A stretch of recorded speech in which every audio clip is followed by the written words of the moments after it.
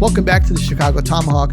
I'm Mike, got my line mate Matt with me, and we are going to talk about the Seth Jones trade, signing Colton Dach out of the draft. But I'm going to start with probably one of our favorite defensemen of all time, Nicholas Jarmelson. We got Suter and Kemp not getting qualifying offers. There are some Fleury rumors coming to Chicago and the draft. But first off, Nick Jarmelson, number 4, our number 4, is retiring after a phenomenal career, man. I mean, this guy hit the road running when he came into the league, coming onto a really young and talented Blackhawks team that was fast and flashy, and he was just rock steady and just solid, just an absolutely solid player. He's one of my favorite Blackhawks of all time, just from his grit of getting out there and just taking shot after shot, not missing a shift, and really just giving it his all, man. What do you have to say about Hammer? Yeah, he was a shot blocking freaking machine. Loved him. Like I said in a tweet, I don't know who allowed Seth to pick number 4, but they might want to rethink that or add on another 4 and tell Dahan to get a new number or something. But you know what? I had a great memory of Hammer, and it was against the Red Wings in, I think it was 2013, in that he scored a goal and it didn't count. Do you remember that? No. It would have been the overtime winning goal. Seabrook ended. It was a game 7. I think Hammer. So Hammer scored. They disallowed it. I had beer spilled all over my head from everyone celebrating. They couldn't believe it, and it was like, this goal doesn't count. There's a penalty on Hammer or something. I'm like, no, you gotta be kidding me. And he doesn't score a lot of goals. Yeah, I know. And it would have been awesome, but yeah, 1,600 block shots in his career is just insane. Unheard of for a guy who looks like, Napoleon Dynamite, like real skinny. And I don't know, he's probably one of the toughest dudes you'll ever meet. He's just a beast. Yeah. Yeah, man. Just phenomenal. Well, before we get into it, we want to let you guys know, check out FHN, the Face Off Hockey Network. They're our network. We are the Chicago Tomahawk podcast on their network. And they're great, man. We have articles on there. We have hockey news on there. We're getting more and more teams by the week. So stop by and check them out, and let us know what you think. Let them know what you think. Pair at the Point, Kachina Krew, newest podcast on there. It's great. Got a lot of stuff going on. So the elephant in the room, what everyone is talking about, Seth Jones, before he got traded, before we got him, with the rumors, you called it back in January. We were talking about it. We wanted him, and now he is a member of the Blackhawks. We gave up Adam Boqvist and 3 draft picks. Now, we're going to need to dive into this because at face value, in a normal draft, there is extensive scouting that is done on the players so that you know exactly who you're getting. Every team knows who they're getting. This year, because of COVID, there wasn't the due diligence done by teams. They weren't able to scout like they typically can, and that wasn't done. So this draft really is kind of up in the air. They probably threw with the third Hughes brother in the top 10 just to do it because the other Quinn Hughes and Jack Hughes are such great players. He's a big kid. I think he's like 6'4", 6'2", or 6'4". Definitely bigger than Jack. Yeah, Jack. Saw that video of them Jack and slapping Quinn. Around. Isn't Quinn Quinn's little guy too? Quinn's a beast, man. He's great. Great player. No, I mean he's a great player. Yeah, but he's definitely the best one. Yeah, so far. Well, at least so from what we've seen. Yeah, but yes. So we send Adam Boqvist over to the Columbus Blue Jackets. I mean, to be honest with you, we practically got Seth Jones for a steal. Because they were asking for DeBrincat and Dach in the package, and then it went to either DeBrincat or Dach, and then it ended up just being Boquist. Thank goodness. I was not big on Boquist. I thought that he was slow. He was very indecisive with the puck, and he was very undersized. And yeah, I'm sure that he could be a better player than what he is now. You could say he's developing, but I think Ian Mitchell and Nicholas Bowden in their limited time playing looked, just head above heels better than Boquist in every single way. And so I'm not going to miss Adam Boquist. Thank you for your efforts, but good luck in Columbus. So that part of the deal, I believe it's a steal. Giving away it was the 12th draft pick in this draft. Yeah, I don't think is going to come back and haunt us, because if you look at Columbus's history, whoever they drafted is probably going to want to leave in 4 or 5 years anyways. So we could probably pick them up later on after they kind of develop themselves, as far as I'm concerned. What else did we give them? Did we give them a 2021 third round draft pick as well? Yeah, I think it was another pick, and then we took their Tampa Bay pick, right, which was the 32nd. Yeah, the 32nd. Okay, and then with that pick, we got Nolan Allen. Yes, I wanted to say Nolan Ryan. No, yeah, fastball guy. Yeah, but no, I agree with you on all that. Like with this draft, there's too many unknowns because you couldn't go and scout guys. I mean, there was no some guys didn't even play here. They played in Europe or whatever, and you don't know what you're getting. So I think Bowman trading these picks, they're all unknowns. That's the time to trade. Like if we knew we had a list of 10 really solid future really good players, maybe we wouldn't be trading Seth Jones right now. Right. Like if we knew like another McDavid was on the list, or like a couple of guys like that. I don't think this would be a good trade, but I think it is a good trade, like because we don't know. Like you said, some of these guys have the same last name. Oh yeah, they're good. They played for the developmental team. Well, okay. That's so what? They only played 5 big games. So, but I think it was it's the right time to do it, and I applaud Bowman for this one because I'm a big fan of this deal. Yeah, I am too. They were initially saying in the scouting report about this kid, Mason McTavish, that could possibly go at the 12th spot for the Blackhawks, and he ended up going 3rd. Yeah, there was Sillinger. Remember Mike Sillinger? Yeah. His son was the 12th pick that we would have had, and that guy's played on every NHL team known to man, and there's like a picture of him with all his jerseys and stuff. But anyway, we don't know about this guy. Yeah. So, honestly, even the guy, Owen Power, he said he's not even playing in the NHL. He's going to college. So that's actually good news for Buffalo, probably. Yeah. Let the guy develop, and then you get him an extra year. Yeah. Don't when they get their shit together. Yeah, if they do.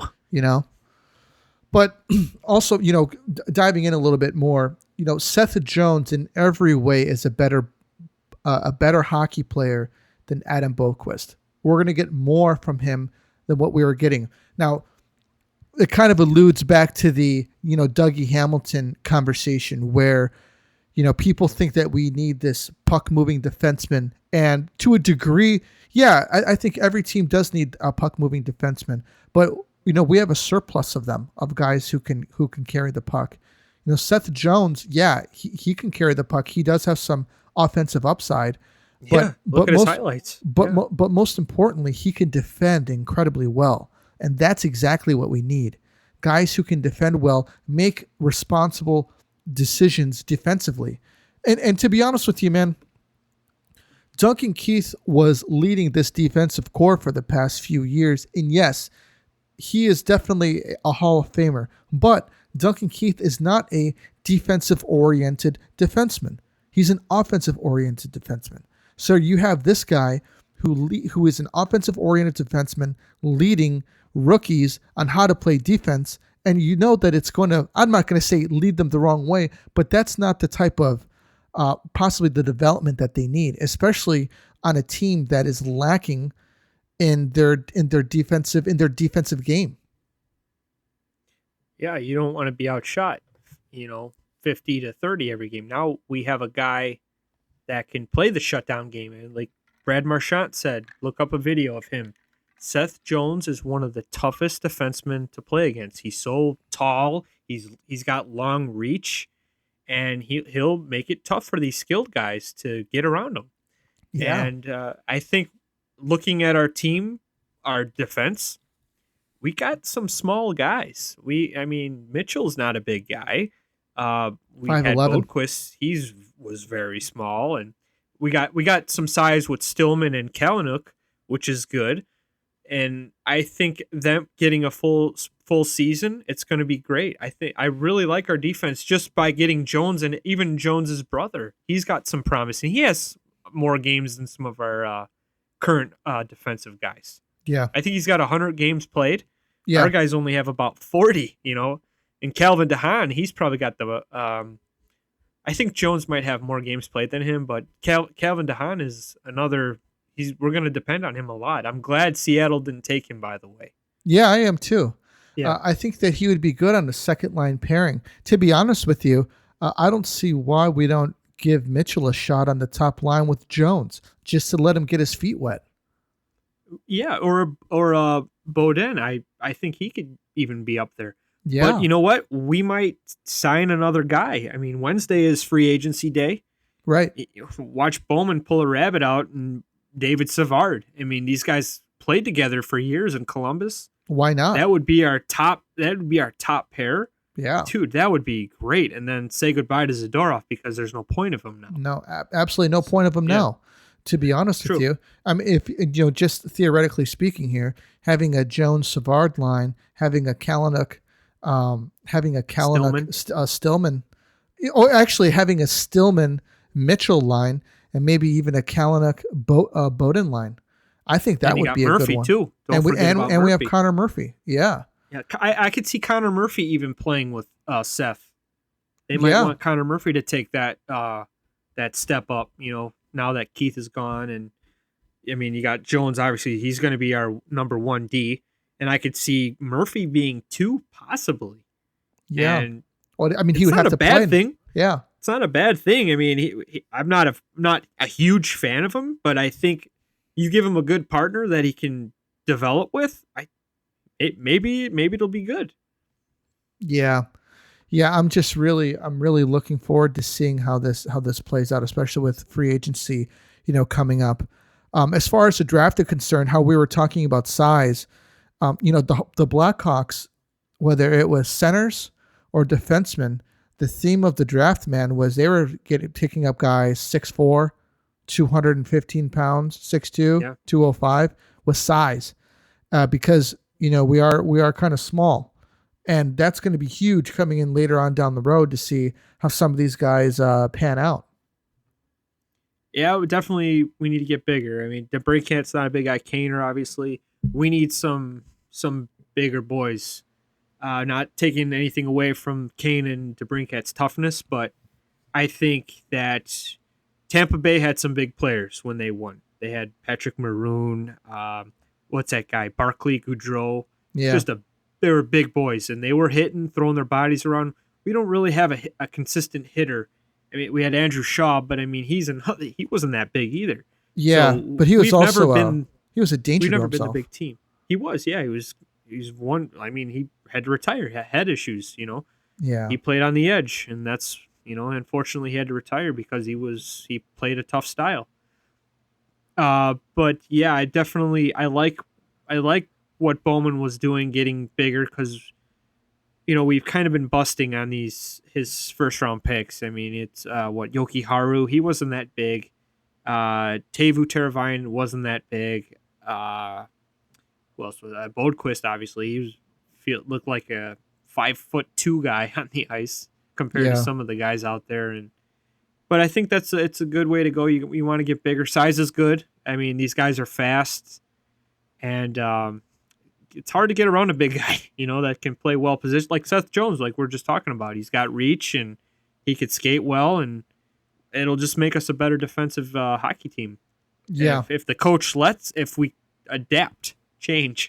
So right. This is another thing we got to worry about too, is how is Colleton going to let Jones what's he gonna do? Does he want him to be a puck mover? Does he want him to be more of, hey, we just gotta shut down the Blues top line tonight. I need you to, you know what I mean, bear down and don't worry about scoring goals tonight. Don't worry about it. Let's shut these guys down, or be a Brian Campbell, skate it up and get it going. I think he's just got to adjust, and that's something that the coach does not do. So we'll see how this all plays out. But I mean, so far so good. I'm liking what I'm seeing with these signings. I am too. Today, what was it? Adam Gaudette. Yeah, he was signed. He got a 1 year, $990K deal. And but Kampf and Suter were not extended qualifying offers. Zadorov was. How much do you think? How much do you think he would be worth? 3? I would think that maybe they send him a qualifying offer of 3 to 3.5 million. That's still too high. But Colorado set the bar by giving him that in the first place. Yeah. So, yeah, I mean, he can go to arbitration, right? If he doesn't sign. I believe the reason that they, or who was it? I think the reason that they sent a qualifying offer so that they couldn't go to arbitration. No, they do the qualifying offer so they can't become a UFA. Right. Remember that whole year with Versteeg? Yeah. With Dale Talon, they didn't file paperwork or something. Right. And Bufflin was part of that too. Bufflin, Brouwer, and Versteeg. Right. So I mean, they maxed out on. They got what they wanted instead of getting what we qualified him for. So right. Dale got fired for that. I truly believe he got into an argument with McDonough about it. McDonough was probably like, "Oh, I love Wrigley Field. I'm a Cubs guy." So they had to fire him. But getting off track there. But yeah, I think that's the qualifying offer thing that if you don't, they're like now Suter and Kampf are UFAs now, I believe. So they can go wherever they want. So okay, maybe it's the other way around. If you don't get a qualifying offer, then you can't go to arbitration. I think if they don't accept the offer, they go to an arbitrator. I don't not 100% sure about that, but because I think he's got till December 1st to sign a deal, or he sits out the rest of the year. He can be traded his rights, but he needs a contract. So that's the RFA thing, or he could be he can get an offer from a team, like the offer sheets. Right. I don't think he's good enough to get one of those. I mean, he's not like a Shea Weber, where Philly's going to say, "Hey, we want $10 million a year. We want you to." Of course, Shea Weber signed that deal, and the Predators had no choice. They had to match it. That's their number one defenseman. Who wouldn't, Yeah, and the Canadians ended up taking that contract, and they were very happy with Shea Weber. And they traded, I think it was PK, right? Yeah, PK straight up. Suter straight up. And PK's kind of been flopped all over the place. They thought he was going to end up in Seattle, and Seattle didn't even want him. That just says, "Ooh, okay." So yeah. So Suter, I really like Suter, man. I thought he showed a lot of promise. I thought he was a very talented center. I think that he's got a lot of potential, and I'd really like to see them still. I know they didn't send him a qualifying offer, but maybe there's another deal to be had. And the same thing with Kampf. I think Kampf has really developed into that kind of more of a shutdown fourth line role type of player. Most impressively, he was our best faceoff man last year, and that's what we need: our centers who can win faceoffs. And and I'd like to see him. I'd like to see him come back too. But hopefully, that all gets worked out. But I think with Suter, man, you know what that says? What? That Taves will be back. And where are you going to put Suter? You got Doc, you got Taves, 1, Doc 2, 3, Strome. No way. Trade him. I would still sit have him. him. I would sit him. I would trade him. I think Suter's a better player. He is a better player, but I think not. They have Strome with 1 year left, and they can't agree with money probably with Suter. And Suter's going to end up somewhere and play. He's good. But like I said in a tweet, I think and he had his best games against Detroit, and we know Detroit's not that great. He might have had 6 goals against Detroit alone. So, and we played him 6 times. Yeah. So, I mean, he's a good player, but obviously there's a reason why they didn't qualify him. I think that's because there's nowhere for him to go. Camp, I'm surprised about. Yeah. I think a 4th line guy, and you could possibly move him up to third liner role. Maybe they got more plans. Maybe they want to go after a guy. We're going to find out Wednesday.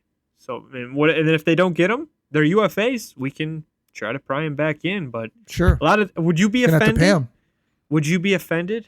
Like if you didn't get a qualifying offer and like, hey, we're calling you back because we want you. I think I'd be like, yeah, you know what, guys, I'm going somewhere else. You could have, you know what I mean? You could have gave me a deal and you didn't. If my asking price was 2, it'd be 2.5. For who? I'm just saying in general. Okay, so what if you're Suter? If I'm Suter, 2 years, $3 million a year. So 3 years apiece. Okay, even 3 years at $3 million. Are you asking for 2 years at $3 million apiece, or yes. 2 years? Okay, yeah, I do. Or whatever at $3 million a year or $2 million a year. I think he's worth that. Yeah. Maybe for a short term. If Dylan Strome is getting 3.5, I'd want 3.5. If I was Pipe If Suter. Dylan Strome was getting 3.5, I personally would want 5. Yeah, me, Matt Razudis. Yeah, I want because I can be better than him. Yeah. Yeah, I would definitely want it like at the bare minimum, because I wouldn't want to come off as greedy, No, like Chris from the FHN says, another Arizona reject. That's what Dylan Strome is. I hope he listens to us and gives us a like for that. Yeah. Yeah, man, I would definitely I would sign it if he was asking for Dylan Strome type money. You would have to pay him. Suter is. He's better. He's better than Strome. Last year he was. And maybe the year before we don't know, but because he wasn't in the NHL, but he was way better. The only guy that Strome can play with is DeBrincat, and he can't play with him anymore. No, he's just doesn't seem, like he just doesn't look like motivated when he's out there. He just looks like he's pouting and he's mad. And dude, he had a gift handed to him. Yeah, Taves was hurt or he's sick, and Doc was hurt. Like, hey, we need you. You're our guy. You're gonna be the number 1 center this year for the Blackhawks with Patrick Kane and Alex DeBrincat, and you still screwed it up. I mean, all you had to do was tie your skates and get one of those guys the puck, and you couldn't do it. You couldn't do it, and try and win some faceoffs. And he couldn't do that either. So we had to call David Kampf out there just to get Kane possession. To take 50 faceoffs a game. Yeah. So he couldn't do it. And he doesn't get a qualifying offer. And the thing that gets me is, why would you protect him? Why wouldn't you? I mean, it worked out. We didn't lose anybody. But if we would have lost DeHaan because of that, or even anybody else, a forward, I would be so mad. Really? Why? What has he done for us? Nothing.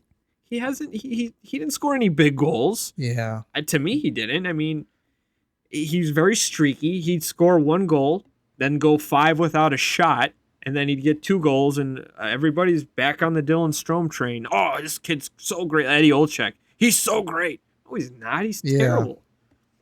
Yeah, I disagree with that completely. I disagree with a lot what Eddie Olczyk says. I'm not taking anything away from the guy. He is a hockey encyclopedia, it seems like. He is. He's great. But there's some stuff he says that I don't agree with because it's just the popular thing to say, when you're on the media. Yeah, there's things that he says sometimes where I think that lead me to believe that he would be a terrible GM. Yeah, I mean, I know you don't like Pierre Maguire, but dude, that guy is another hockey encyclopedia. He'll tell you what college or high school. Oh, he'll tell you every teacher player was. Every player that ever played for Shattuck St. Mary's. I think he would actually be a good GM, Pierre Maguire. I think he's creepy. He's weird, but a lot of players still respect him. But as the viewers, dude, what are you saying to the guy? Give the guy some space. Don't get out of Dustin Byfuglien's grill right now. Like you're just too up there, But he's pretty intelligent guy. Like Dale Talon, he was a great broadcaster and a great GM. So he's just a gifted hockey guy, gifted hockey mind. Olczyk is too, but like I was saying, he's just it's just the easy positive answer. I'm not going to go against anything because I'm getting a check from these guys. But look at Pat Foley. He speaks the truth. This is his last year now. Yeah. So I don't think Pat Foley wanted to leave, but this is it for him. Yeah. So I hope they have a good season for him alone. He's a little goofy. He's a little goofy as he's getting older, but he's still the voice of the Hawks. He'll always be the voice of the Hawks for me. I love him, man. I mean, he's all that I've ever known watching the Blackhawks, Yeah, same here.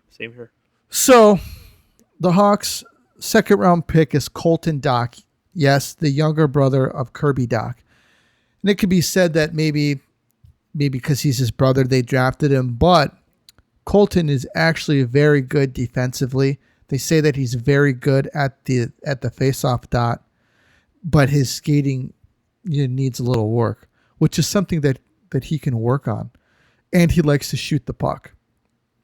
So, and he likes to cause havoc in front of the net as well. And these are all things that we need from a center, to be honest with you.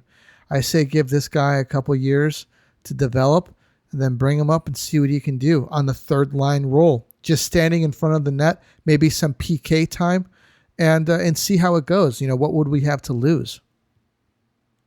Yeah, nothing, man. Let him develop. Don't rush him. Like I feel like we kind of rushed Kirby a little bit, but we were desperate.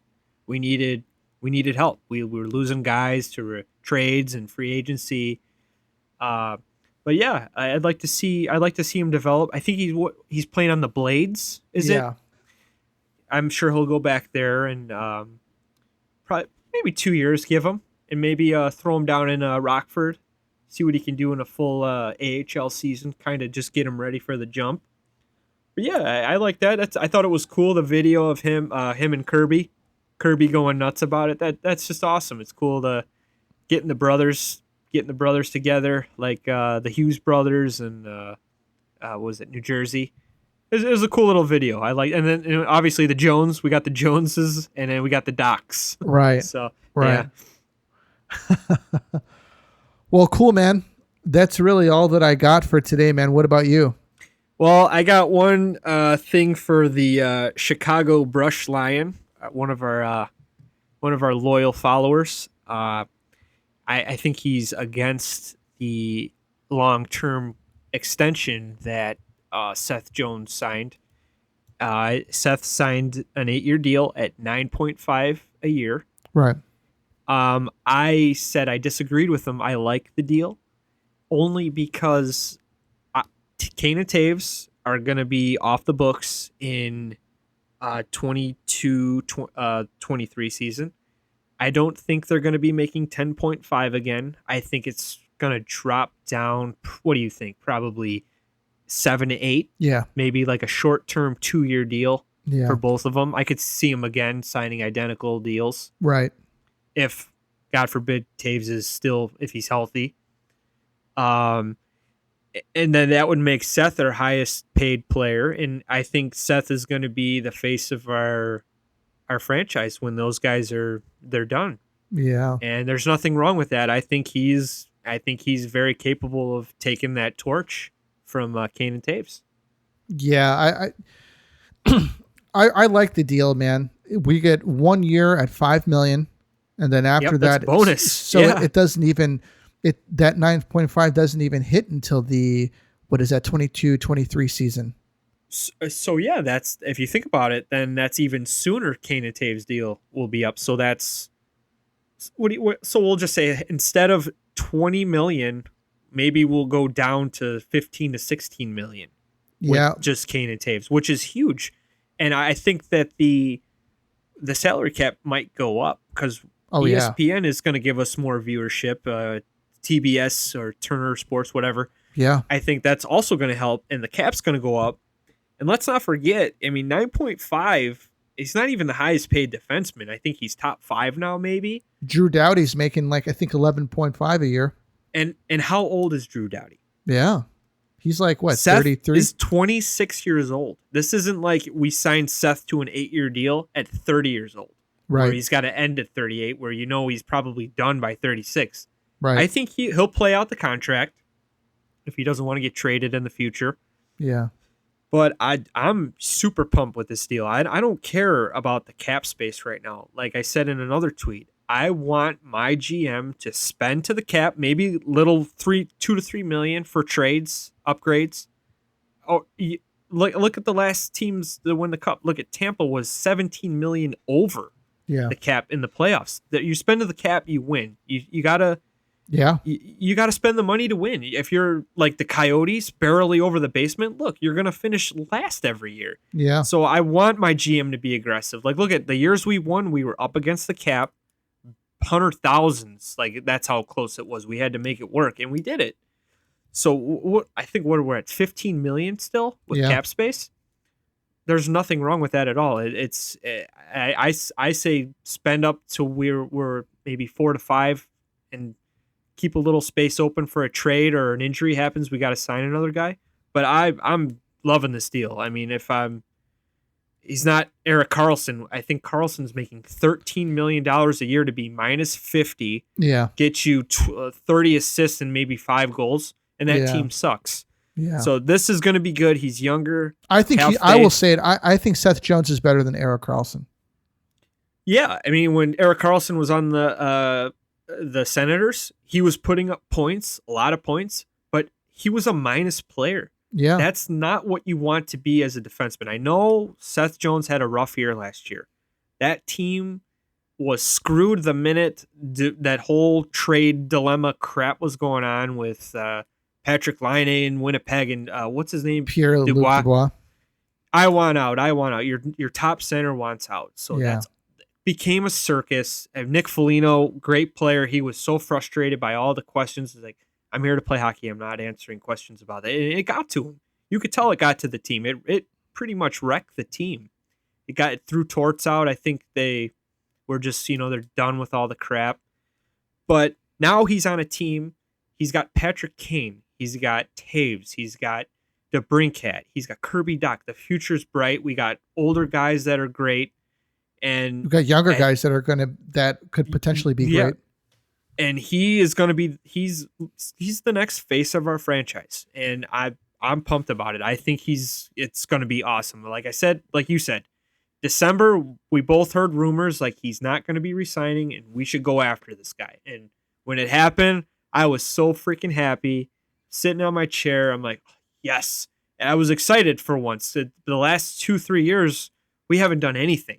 We've lost players to retirement or trades, and this is good news. So I think a lot of these guys that are against this whole contract need to calm down. We have cap space where it's not 2010. We're not going to be losing anybody because of this. We got better. Chill out. We had a ton of cap space to spend. Yeah. We could spend it on a goalie. Even signing him, I think we're more at like 21 million in cap space. We could be. I mean, we're going to lose a little cap space with these qualifying offers probably. Yeah. But I mean, if we sign another center, which we have to, I think, and a backup goalie, I'd like to see Antti Ranta. And we forgot to talk about the Fleury rumors, which are just rumors. But you know what? Fleury has 1 year left in his deal, $6 million. I'm completely okay with that. He won the Vezina last year. I know it's a different team in front of him, but I mean, I think he's the type of guy that would help Lankinen be a better pro. I mean, I think Fleury made Leonard a better goalie. Sitting watching a Hall of Famer play in front of you like that, you're only going to get better watching and working with this guy at practice, just seeing what he does every day. I think that's the exact type of goalie I would want if I were Lankinen in front of me to show me the right way, not Subban. Because he's not going to be a starter in this league ever. I don't think. Nothing against the guy. He works hard. I'm sure he's a great guy, but it's not going to happen. Yeah, I don't see that happening either. I might be more inclined to take maybe like David Savard and then maybe an Antti Ranta, like Yeah, you mentioned I like Ranta. Ranta. I would take that. I think Ranta is great. He just can't play every night. You know, Yeah, and that's fine. That's nothing wrong with that Right. because we have Lankinen. right? And I see a lot. I see a good future with Lankinen. I like the first couple games he played. I was so impressed by his movement and his speed, and I didn't know Composure. I think you were the only guy you had a better scouting report than me, and I've been a goalie my whole life, and I love goaltending, and I didn't know anything about the guy. And I'm like, just another Finn that they are probably gonna bust. And I was like, wow, he was making some big saves his first game, and he didn't even look like no butterflies or nothing. He looked like he's been a pro for years. Yeah, I remember reading the scouting report on him, and I was like, man, this guy. Actually, I read a scouting report on about 5 of their goalies, and for some reason, he really stuck out to me.